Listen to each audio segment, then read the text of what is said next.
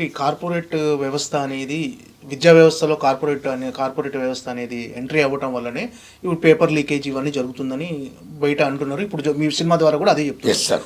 So ఇలాంటి దాంట్లో మార్పు రావాలంటే ఈ విద్యా వ్యవస్థ కార్పొరేట్ వ్యవస్థ కబంధ నుంచి బయటికి రావాలి. ఇప్పుడున్న రోజులు అది సాధ్యమంటారా సార్? సాధ్యం కావాలి. ఎందుకంటే సార్, ఇవాళ ప్రపంచం మొత్తం పోటీమయమైపోయింది. అవకాశాలు తక్కువైపోయి పాపులేషన్ చదువుకునే విద్యార్థుల సంఖ్య బాగా ఎక్కువైపోయింది. ఈ దశలో తల్లిదండ్రులు ఎవరైతే ఉన్నారో వాళ్ళ బిడ్డల భవిష్యత్తు కోసం చాలా ఎక్కువ ఆలోచిస్తున్నారండి. ఎందుకంటే వాళ్ళు ఎప్పుడు కన్న తల్లిదండ్రులు కాబట్టి. పూర్వం రోజుల్లో తల్లిదండ్రులు తమ బిడ్డలకి ఆస్తిపాస్తులు భూమో పుట్రో నవో నటరో ఇచ్చేవారండి. ఇవాళ దేనికి ఓన్లీ ఎడ్యుకేషన్ అండి. పల్లెటూళ్ళలో అనేక మంది రైతులు చూడండి, మీరు భూములు అమ్మేసి లేకపోతే కౌలుకి ఇచ్చేసి సిటీస్ రావడం, ఇక్కడ మకాం పెట్టడం, బిడ్డలు చదివించడం. అనేక మంది అంటే పిల్లల ఎడ్యుకేషన్ కోసం వాళ్ళు సర్వస్వాన్ని త్యాగం చేస్తున్నారు. వాళ్ళ కష్టాన్ని సుఖాన్ని సమస్తాన్ని దారిపోస్తున్నారు. ఎంత దారిపోస్తున్నారంటే తల్లిదండ్రులు వాళ్ళ పిల్లల భవిష్యత్తు బాగుండాలి, బాగా చదవాలి, మంచి ఎడ్యుకేషన్ వాళ్ళకి, వాళ్ళకి ఉద్యోగాలు రావాలి, వాళ్ళ జీవితంలో సెటిల్ అవ్వాలి అన్న ఆస్తి తల్లిదండ్రులు అంత బేభత్సంగా కష్టపడుతున్నారండి. కొద్దిమంది తల్లిదండ్రులు అయితే ప్రైవేట్ కళాశాల చదివితంగా చదువు కాదు, అక్కడ చదివించాలి ఎంత ఫీజులైనా సరే అని అప్పు సప్పులు చేస్తున్నారండి. అలా చదివిస్తున్నారు. కొద్దిమంది తల్లిదండ్రులు ఇంకా పేదవాళ్ళైతే చివరి కిడ్నీలు అమ్ము కూడా బిడ్డలు చదివిస్తున్నారండి. సో ఇది కండిషన్ ఇవాళ భారతదేశంలో పేరెంట్స్. సో ఇలాంటి దశలో, ఇలా చదువుతున్న దశలో ఈ కార్పొరేట్ సెక్టర్ ప్రైవేట్ కళాశాలలు ఏమైతే ఉన్నాయో దీన్ని ఆసరాగా తీసుకొని వాళ్ళు బేపచ్చంగా ఫీజులు పెంచేయడం, విద్యార్థులు చదువుతున్న విద్యార్థుల మీద ఒత్తిడి పెంచేయడం, అన్నిటిని మించి ర్యాంకులు వస్తున్న వాళ్ళు ఎవరైతే ఉన్నారో ర్యాంకులు ఫస్ట్ ర్యాంకులు ఉన్న ఒకే క్లాసులో వాళ్ళని పక్కన పెట్టి, ర్యాంకులు రావడం ఇంకొక పక్కన పెట్టి, ఇంకో సెక్షన్ పెట్టి అక్కడ విద్యార్థుల్ని విభజించడం, కొంతమంది విద్యార్థులు న్యూనతాభావానికి గురైపోయి చాలామంది ఫీల్ అవ్వడం, ఈ రకంగా చదువుల మీద ఒత్తిడి వల్ల కొంతమంది ఫీల్ అవుతున్నారు, ఈ రకంగా న్యూనతాభావానికి గురైపోయి ఫీల్ అవుతున్నారు, కొంతమంది ఆత్మహత్య చేసుకోవడం అనేది చాలా దారుణంగా జరుగుతుందండి. ఇలా జరగకూడదు. అందుకే సుప్రీంకోర్టు గొప్పగా తీర్పు చెప్తుందండి రీసెంట్గా. హ్యాట్సప్ టు సుప్రీంకోర్టు 15 అంశాలను కూడా జారీ చేసింది. ఈ 15 అంశాలని దేశంలో అన్ని కళాశాలలకి, కోచింగ్ సెంటర్లకి పంపింది. విద్యార్థుల భవిష్యత్తు చాలా ఇంపార్టెంటు, విద్యార్థుల సమాజం చాలా అవసరం, విద్యార్థులను జాతి కాపాడుకోవాలి, అటువంటి విద్యార్థులు ఆత్మహత్య చేసుకోకూడదు. అందుకని మీరు సైకాట్రిస్టులను పంపించండి, వాళ్ళు కౌన్సిలింగ్ ఇవ్వండి. అన్నింటిని మించి ఈ 15 అంశాలను కూడా మీరు అమలు చేయండి, వాళ్ళ మీద ఒత్తిడి పెంచకండి అని ఎంత గొప్పగా చెప్పింది సుప్రీంకోర్టు. చెప్పడమే కాదు, ఈ 15 అంశాలతో పాటు సుప్రీంకోర్టు గొప్పగా ఏం చెప్పిందంటే ఎవరైనా వ్యక్తిగత కారణాలతో ఆత్మహత్య చేసుకోవచ్చు, కానీ దాని మూలం ఉంటుంది.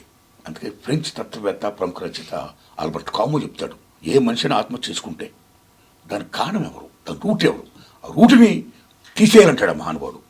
అది సుప్రీంకోర్టు చెప్పింది. ఆ రూట్ ఏంటి? ఈవేళ ఈ ఒత్తిడి, ఈ వ్యాపారం, ఈ కుట్రలు కుతంత్రాలు, ఈ విద్య అనేది ఈ మాఫియా చేతిలో పడిపోయి ఈ రకంగా చేయడం వల్ల, ఇంపోజ్ చేయడం వల్ల ఒత్తిడి మీరిపోయి బీభక్తం జరుగుతుంటే జరగకూడదు. అలా జరగకుండా ఉండాలంటే వైద్యని మనం జాతీయం చేయాలి, ప్రభుత్వం నడపాలి. బికాజ్ సంక్షేమ రాజ్యం కాబట్టి. ప్రపంచంలోనే పెట్టుబడిదారు వ్యవస్థ కంట్రీస్ కూడా, అమెరికా లాంటి కంట్రీస్ కూడా వైద్యని యూరోప్ కంట్రీస్ చాలా దేశాలు ఫ్రీగా ఇస్తాయి ప్రజలకి. బేర్ చేస్తాయండి. అది మీరు బేర్ చేయండి.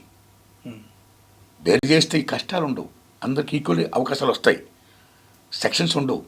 ఈ సెక్షన్స్ ఇవాళ ఏమైపోయాయి, మీకు బాగా డబ్బున్న వాళ్ళందరూ చదువుకునే అన్ని ప్రైవేట్ కళాశాలలు అయిపోతూ గ్రామీణ ప్రాంతాల నుంచి బడుగు బలహీన వర్గాలు, పేదలు, మధ్యతరగతి వాళ్ళు, ఇటువంటి వాళ్ళందరూ గవర్నమెంట్ కాలేజీలో చదువుతున్నారు అనే నోట్స్ వచ్చేస్తుంది. అంటే విభజించబడిపోయింది ఇవాళ రెండు రకాలుగా. అలా కాకూడదు.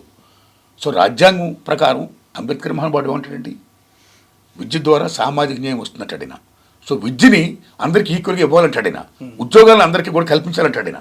సో రాజ్యాంగ హక్కుల ప్రకారం ఈ విద్య వైద్య అందరికీ సమానంగా చెందాలంటే, సమాన అవకాశాలు రావాలంటే మొత్తం ప్రభుత్వమే విద్యారంగం నడపాలి.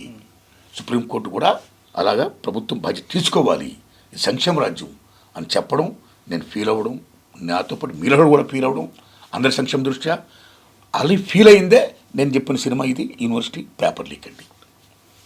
అంటే నేటి విద్యా వ్యవస్థను చూస్తే ప్రభుత్వ పాఠశాలలు కానీ ప్రభుత్వ కాలేజీలు కానీ ఆ కాలేజీల్లో వాళ్ళ కొడుకుల్ని కానీ వాళ్ళ బిడ్డల్ని జాయిన్ చేయడానికి అందరూ సంకోచిస్తున్నారు. అవునండి. అంటే ప్రభుత్వ పాఠశాలలో కానీ ప్రభుత్వ కళాశాలలో కానీ ఫ్యాకల్టీ అనేది పెంచితే డెఫినెట్గా అందరూ ఈ కళాశాలలో జాయిన్ చేయడానికి అందరూ ఇంట్రెస్ట్ చూపుతారు సార్. అలాంటి ఏదైనా డిస్కస్ చేస్తున్నారు ప్రభుత్వ పాఠశాలలో? మంచి మాట చెప్పారు, మంచి ప్రశ్న వేశారు, వెరీ గుడ్. ఎందుకు ఈవేళ ప్రజలు మ్యాక్సిమం ప్రైవేట్ సెక్టర్ మొగ్గు చూపుతున్నారు? బికాస్ వాళ్ళ బిడ్డలకి గొప్పగా ఎడ్యుకేషన్ వస్తుంది ఆశతో. ఎందుకు ప్రభుత్వ పాఠశాలకి అంత ఇంపార్టెన్స్ ఇవ్వట్లేదంటే బికాజ్ మీరు అన్న పాయింట్ చాలా ఇంపార్టెంట్. అందుకే ప్రభుత్వ పాఠశాలలో విద్య బలోపేతం కావాలంటే డాక్టర్ కొఠారి గారు చెప్పినట్టు 30% నిధుల్ని ప్రభుత్వ విద్యారంగానికి కేటాయించాలి. ఆ విషయం నేను సినిమాలో చెప్పానండి. నిధులు కేటాయించడం కదా, ఇప్పుడు టేక్ ఫీజు రియంబర్స్మెంట్ విషయంలో అనేక మంది విద్యార్థులు ప్రైవేట్ కళాశాల చదువుతున్నారు, రైట్? వాళ్ళకి ఫీజు రియంబర్స్మెంట్ ద్వారా గవర్నమెంట్ డబ్బులు పే చేస్తుంది.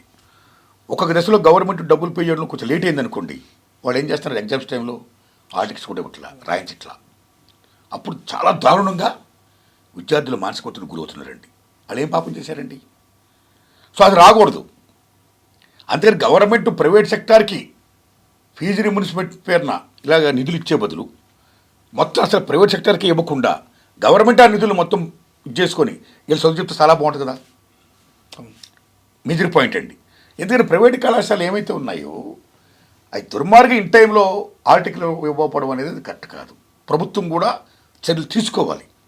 ఎందుకనండి, మేము ఐఫై ఫెసిలిటీ ఇస్తామనుకుని ప్రైవేట్ కళాశాలలో ముందు పబ్లిసిటీ బ్రహ్మాండం చేసి మ్యాక్సిమం ఫీజులు వసూలు చేసి ఇచ్చేసి తెరామస్ పిల్లలు జాయిన్ అయిన తర్వాత అనేక రూమ్స్ మీరు చూడండి, కొన్ని బాగుంటాయి, చాలా రూమ్స్ ఇరుగిరికి గదులు ఉంటాయండి. ఆడుకోవడానికి జాగాలు ఉండవు, వ్యక్తిత్వ వికాసాలకు ఉండవు, ఆటలో పాటలో ఉండవు, కేవలం చదువు గదువు ఇరుగు గదులు మొత్తం బీభత్సంగా. అవి కళాశాల లేకపోతే ఇరుకు గదులు అన్నంత ఫీల్ అయ్యేటట్టు ఉంటాయండి. అదేం న్యాయం చెప్పండి? అలాగే రీసెంట్గా ఒక అమ్మాయి ఫీజు కట్టకపోతే ఒక ప్రైవేట్ కళాశాల హాస్టల్ గదిలో అమ్మాయిని బంధించేశారు. తల్లిదండ్రులు వచ్చి విడిపించుకోవాల్సిన దుస్థితి వచ్చిందండి. సో ఇలాంటి అనర్థాలు జరగకుండా ఉండాలంటే, ఇలా లేకుండా ఉండాలంటే మొత్తం గవర్నమెంటే దాన్ని ఎడ్యుకేషన్ సిస్టమ్ తీసుకొని అందరికీ చదువు చెప్పింది అనుకోండి, అన్ని అవకాశాలు ఇచ్చి ప్రభుత్వ రంగానికి నిధులు బాగా కేటాయించి మీరన్నా ఏవైతే ఉన్నాయో ఫెసిలిటీస్ అన్ని కల్పించి ప్రభుత్వ విద్యారంగాన్ని బలోపేతం చేస్తుంది అనుకోండి, ఎంత గొప్ప ఉంటుందండి. అలా చేయాలని కోరుకుంటున్నా. అదే నా సినిమా యూనివర్సిటీ పేపర్ లీక్ అండి.